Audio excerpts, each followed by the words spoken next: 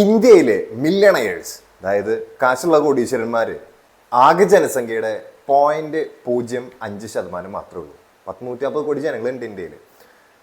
ജോലി ചെയ്യുന്നതും ബിസിനസ് ചെയ്യുന്നതും ഇൻവെസ്റ്റ് ചെയ്യുന്നതും ഒക്കെ തമ്മിൽ ചെറിയ ചെറിയ ബന്ധങ്ങളും വ്യത്യാസങ്ങളും ഉണ്ട്. അതിലെ മാറ്റങ്ങളാണ് ഈ കാണുന്ന 0.05% ഈ കോടീശ്വരന്മാരുടെ പട്ടിക താഴാൻ കാരണം. നമുക്കൊന്ന് വിശദീകരിച്ചാലോ. എല്ലാത്തിൻ്റെയും ബേസ് എന്ന് പറയുന്നത് ഫിനാൻഷ്യൽ ഫ്രീഡം എന്ന് പറയുന്ന കാര്യമാണ്. അതായത് ജോലി ചെയ്താലും ബിസിനസ് ചെയ്താലും ഇൻവെസ്റ്റ് ചെയ്താലും എന്ത് തേങ്ങയാണെന്നുണ്ടെങ്കിലും റിട്ടേൺസ് വരണം, കൃത്യമായ കൺസിസ്റ്റന്റ് റവന്യൂ ഉണ്ടാവണം. ജോലിയുടെ കാര്യം ആദ്യം എടുത്ത് പരിശോധിക്കാം. ഒരു വ്യക്തി ഒരു ജോലിയൊക്കെ കഴിഞ്ഞ് ഒന്ന് ഫ്രീ ആവാൻ തീരുമാനിക്കുന്നത് ഏകദേശം 10-60 വയസ്സ് കഴിഞ്ഞിട്ടാണ്. റിട്ടയർമെന്റ് ലൈഫ്, ഏർലി റിട്ടയർമെന്റ്സ് ഒക്കെ ഉണ്ട്. എൻ്റെ ഒരു സുഹൃത്തുണ്ട്, ഫെലിക്സ് എന്നാണ് പേര്. പുള്ളി ഇപ്പോൾ PWD വകുപ്പിൽ ക്ലർക്കായിട്ട് ജോലി ചെയ്യുന്നു. ഇൻവെസ്റ്റ്മെന്റ് ഒക്കെ ചെയ്ത 1 കോടി രൂപ പുള്ളിയുടെ കയ്യിൽ എപ്പോൾ ആവുന്നോ അന്ന് പുള്ളി ജോലിയെല്ലാം അവസാനിപ്പിച്ച് ഫുള്ള് യാത്ര ആൻഡ് എൻജോയ്മെന്റ് എന്നൊക്കെ ചെയ്യുന്നതാണ് പുള്ളി പറഞ്ഞിട്ടുള്ളത്. നല്ല അടിപൊളി ഫിനാൻഷ്യൽ ഫ്രീഡം ആഗ്രഹിക്കുന്ന ഒരു വ്യക്തി. ഇന്നത്തെ തലമുറ പണ്ടത്തെ പോലെ അല്ല. അതായത് കൃത്യമായ 1-ാം തീയതി അക്കൗണ്ടിൽ കാശ് വന്നാൽ മാത്രമേ മുന്നോട്ട് പോകാൻ പറ്റുള്ളൂ, അല്ലെങ്കിൽ നാട്ടിലും വീട്ടിലും വിലയുള്ളൂ എന്നൊക്കെ പറയുന്നത് ഇന്ന് ക്രിയേറ്റേഴ്സിന്റെ കാരണമാണ്. കഴിവുള്ളവൻ കാശുണ്ടാക്കുക, അത് എൻജോയ് ചെയ്തും ആഘോഷിച്ചും ആസ്വദിച്ചും ആരുടെയും ആശ്രയമില്ലാതെ മുന്നോട്ട് പോവുക എന്ന് പറയുന്നൊരു കോൺസെപ്റ്റ് ഭയങ്കര ഇൻട്രസ്റ്റിംഗ് ആണ്. കഴിവുകൊണ്ട് കാശുണ്ടാക്കുക. അപ്പോൾ പറഞ്ഞു വന്നത്, ഫിനാൻഷ്യൽ ഫ്രീഡം എന്ന് പറയുന്ന ആ ഒരു ആസ്പെക്റ്റിൽ ഒരു 10-60 വയസ്സിന് ശേഷം ആസ്വദിക്കേണ്ടതാണോ ഈ 20കളിലെയും 30കളിലെയും ഒക്കെ യൗവനങ്ങൾ? മില്യണയേഴ്സ് എന്ന് ഉദ്ദേശിച്ചത് ഏകദേശം ഒരു 10 കോടിക്ക് മുകളിൽ ആസ്തിയുള്ള സാധാരണ ജനങ്ങളെ കുറിച്ചാണ്. അത് 1% താഴെ ജനസംഖ്യാ ശതമാനത്തിൽ വരാൻ കാരണം ഇതാണ്. കൂടുതലും എംപ്ലോയി മൈൻഡ് സെറ്റാണ്. നമ്മളുടെ തലമുറകൾ നമ്മളെ പഠിപ്പിക്കുന്നത് നല്ല ജോലിക്കാരാകാൻ വേണ്ടിയിട്ടാണ്. അവർ ഇൻവെസ്റ്റ് ചെയ്യുന്നവരായിരിക്കും.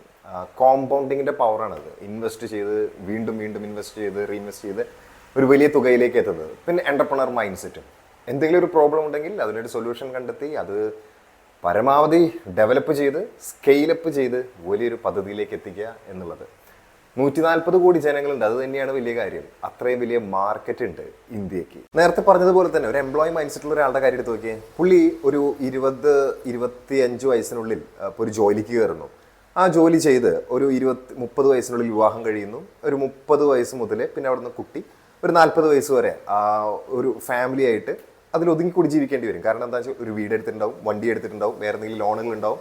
ആ ലോണുകൾ അടക്കണമെങ്കിൽ ഈ ജോലി പുള്ളിക്ക് നിർബന്ധമായിരിക്കും. കാരണം അതിൽ നിന്ന് മാറിയാൽ പുള്ളിയുടെ അടവുകൾ തെറ്റും, ലൈഫിൽ മുന്നോട്ട് പോകേണ്ടത് സ്റ്റക്കാവും. മറ്റൊരു വഴിയെക്കുറിച്ച് എന്ത് ചെയ്യാൻ പറ്റില്ല, പുള്ളിക്ക് അന്വേഷിക്കാൻ പോലും പറ്റില്ല, അതിനുള്ള സമയം പോലും ഇല്ല. കാരണം അതിൽ ലോക്കഡാണ്.